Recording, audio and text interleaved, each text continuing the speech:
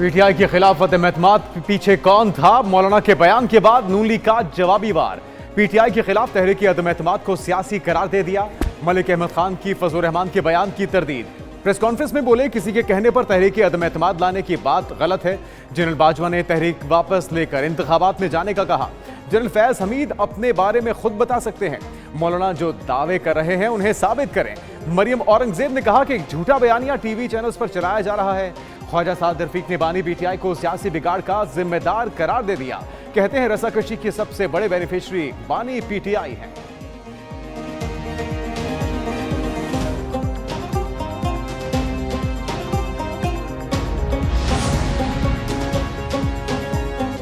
मौलाना के बयान के बाद मुल्की सियासत में हलचल। पीपल्स पार्टी भी मैदान में आ गई। फैसल करीम कुंडी ने फजल रहमान को सियासत में चला हुआ कारतूस करार दे दिया। प्रेस कॉन्फ्रेंस में मौलाना फजल रहमान को आड़े हाथों लेते हुए बोले, सरबराह JUI कह रहे हैं इनका मैंडेट चोरी किया गया। बताएं इनका मैंडेट चोरी करके किसको दिया गया? ये भी सवाल उठाया कि मौलाना ने लॉन्ग मार्च धरना किसके कहने पर किया और फिर खत्म क्यों किया? एक सवाल के जवाब में बोले, तहरीक अदम-ए-एतमाद का सबसे ज्यादा फायदा मौलाना ने उठाया। बताएं हमें किसके कहने पर PDM से निकाला गया था? फैसल करीम कुंडी ने JUI और PTI के मिलाप को बड़ी सियासी तब्दीली करार दे दिया। नदीम अफजल चंद बोले, मौलाना के बयान का जवाब जनरल बाजवा और जनरल फैज को खुद देना चाहिए।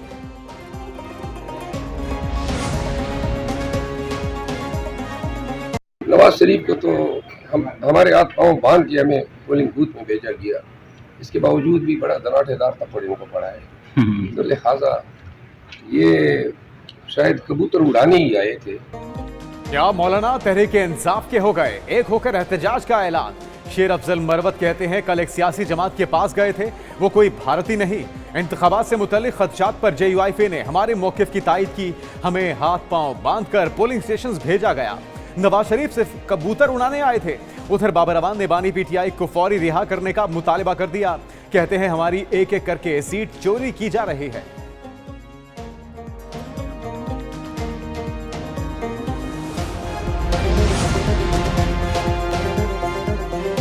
मरकज़ और पंजाब में हुकूमत साजी का मिशन। नून लीग और पीपल्स पार्टी का आज होने वाली बैठक मुलतवी।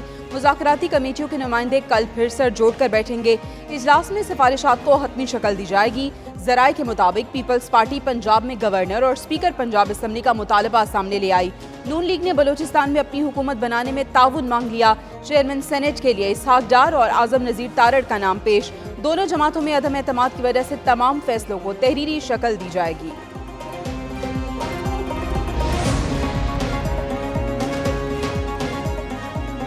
PTI के माजी के हरीफों से राबते। सरदार लतीफ खोसा का नायब अमीर जमाते इस्लामी लियाकत बलोच को टेलीफोन। आमिर डोगर का कैसर शरीफ से राबता। PTI मुज़ाकराती टीम का आज जमाते इस्लामी की क़यादत से मिलने का इम्कान। लतीफ खोसा कहते हैं, सिराजुल हक का इश्तिराकी अमल पर मौक़िफ़ उसूली है। इश्तिराकी अमल के साथ विफाकी सतह पर भी होना चाहिए। लियाकत बलोच बोले, सियासी जमातों में मुज़ाकरात का रास्ता हमेशा खुला रहता है। तर्जुमान जमाते इस्लामी ने कहा, इश्तिराकी अमल सिर्फ खैबर पख्तूनख्वा नहीं, विफाकी सतह पर भी होना चाहिए। वज़ारत उज़्मा की कुर्सी पर कौन बैठेगा? शहबाज शरीफ या उमर अयूब? दोनों में जोड़ पड़ेगा। मुस्लिम लीग नून ने शहबाज शरीफ को वज़ीर आज़म का उम्मीदवार नामजद किया। PTI की जानिब से उमर अयूब उम्मीदवार होंगे। 6 सियासी जमातों की शहबाज शरीफ की हिमायत, वज़ारत उज़्मा का वोट देने का भी वादा। पीपल्स पार्टी, MQM पाकिस्तान, काफ लीग, IPP और BNP शामिल। कौमी असम्बली का इजलास 22 फरवरी के बाद बुलाए जाने का इम्कान।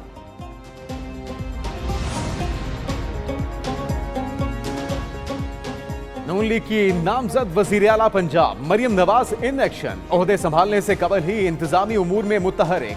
चीफ सेक्रेटरी पंजाब समेत दीगर इंतजामी ओहदेदारान से मुलाकातें। चीफ ऑर्गेनाइजर नून लीग ने कौमी खजाने पर बोझ बनने वाले मंसूबों की रिपोर्ट तलब कर ली। चीफ सेक्रेटरी की पंजाब में जारी मंसूबों और इंतजामी मामलात बारे ब्रीफिंग। मरियम नवाज की मफाद आमा के मंसूबों पर काम जारी रखने की हिदायत। नायब सदर नून लीग ने काम न करने वाले ब्यूरोक्रेट्स की फहरिस्त भी मांग ली।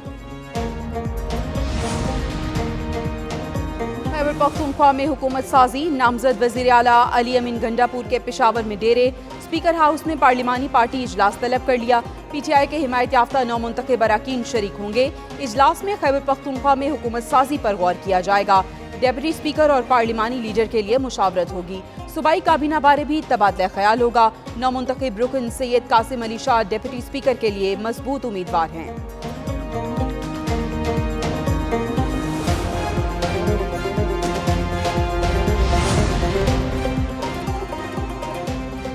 ओन चौधरी का सलमान अकरम राजा के खिलाफ मुकदमा दर्ज कराने का ऐलान। आईपीपी रहनुमा का पीटीआई रहनुमा पर लाहौर म्युनिसिपल कॉर्पोरेशन के मुलाजमीन पर तशद्दुद का इल्जाम। प्रेस ब्रीफिंग में कहा, सलमान अकरम राजा वकला और फैमिली के साथ आरओ दफ्तर बैठ गए, दबाव डाला। अगर आप कोर्ट की इज्जत पामाल करेंगे, बदमाशी करेंगे तो ये काबिले कबूल नहीं। फॉर्म 47 और 48 के मुताबिक मुझे कामयाब करार दिया गया।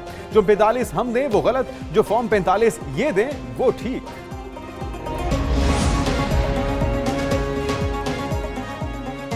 इंतखाबात में धांधली नहीं हुई, इदारों ने कोई किरदार अदा नहीं किया। हकीकत है, एस्टेब्लिशमेंट के बगैर मुल्क नहीं चल सकता।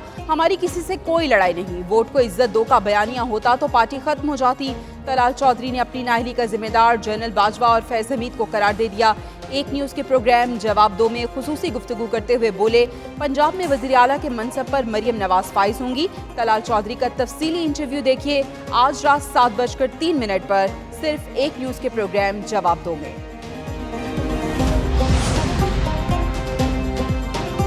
कोर्ट में आम इंतखाबात कलअदम करार देने की दरखास्त समात के लिए मुकर्रर। समात 19 फरवरी को होगी। चीफ जस्टिस काजी फाइज ईसा की सरबराही में 3 रुकनी बेंच तश्कील। जस्टिस मोहम्मद अली मजहर और जस्टिस मुसरत हिलाली बेंच का हिस्सा। अदालत ने फरीकैन को नोटिस जारी कर दिए। दरखास्त गुजार ने मौक़िफ़ अपनाया कि प्री-पोल धांधली, नताइज में ताखीर के बाद जमहूरी उसूलों को खतरा लाहक है। सुप्रीम कोर्ट अपनी निगरानी में 30 दिन के अंदर नए इंतखाबात का हुक्म दे।